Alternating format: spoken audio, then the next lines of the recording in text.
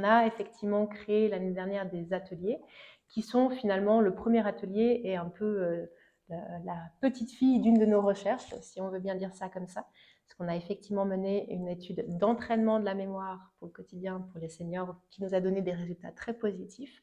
Et un des retours des participants était de dire mais pourquoi faut-il participer à une recherche pour bénéficier de ces informations si intéressantes?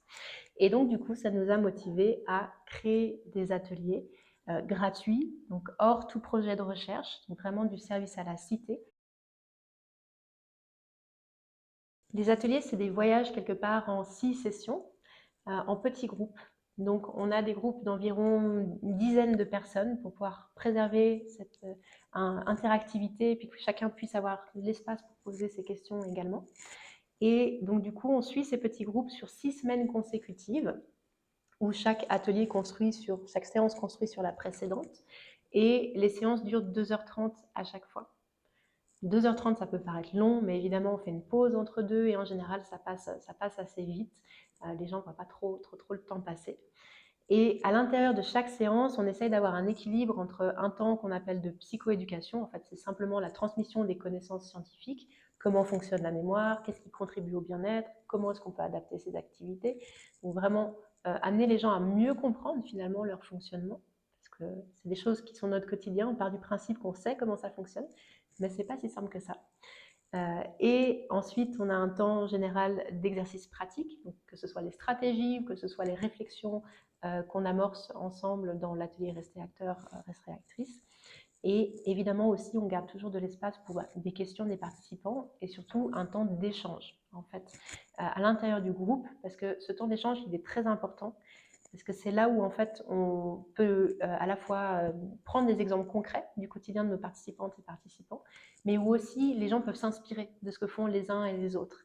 Donc, une personne va raconter qu'elle a utilisé telle stratégie dans telle situation, ou qu'elle a adapté la stratégie, qu'elle l'a modifiée un petit peu pour l'utiliser comme ça, qui lui convient mieux. Et ça, c'est très riche aussi pour nos participantes et participants. Et ça permet aussi de créer ce lien social.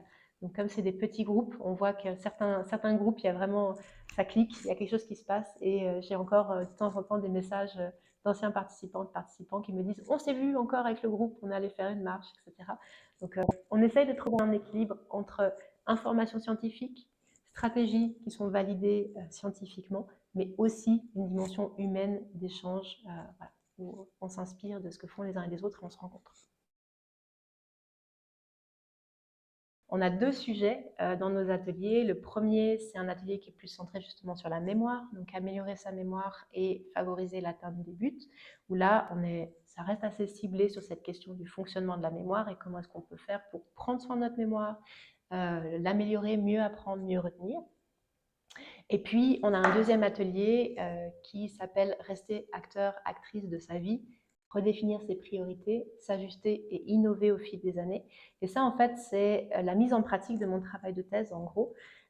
Et là, on s'intéresse beaucoup plus à des questions autour, justement, quels sont les buts, les activités de la personne, pourquoi est-ce qu'elle fait ça, qu'est-ce qui compte vraiment, et surtout, comment est-ce qu'on peut, si les ressources viennent à s'amenuiser, on a un peu plus de problèmes de santé ou on a besoin de plus de temps ou plus de calme pour faire les activités, comment est-ce qu'on peut justement adapter nos activités de façon à pouvoir toujours continuer à avoir des choses qui nous font du bien, qui donnent du sens à notre vie.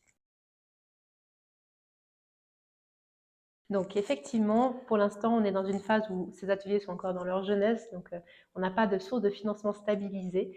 Donc on va redemander un financement effectivement pour continuer ces ateliers, on l'espère pendant 2 ans, au sein de l'université, mais aussi, et on y travaille déjà, amener ces ateliers hors les murs de l'université.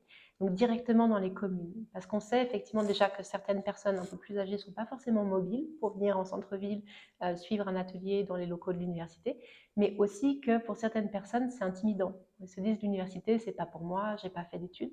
Et vraiment, nos ateliers, ils sont pensés pour tout un chacun, c'est pas juste pour la communauté universitaire. Donc on a cette volonté d'aller amener les ateliers dans les communes et on a cette année, on est en train de planifier avec 2 communes pilotes qui vont accueillir nos ateliers dans leurs locaux et pour leur communier. Donc on espère pouvoir développer ça aussi dans les années à venir. Si les communes sont intéressées, qu'elles n'hésitent pas à nous contacter.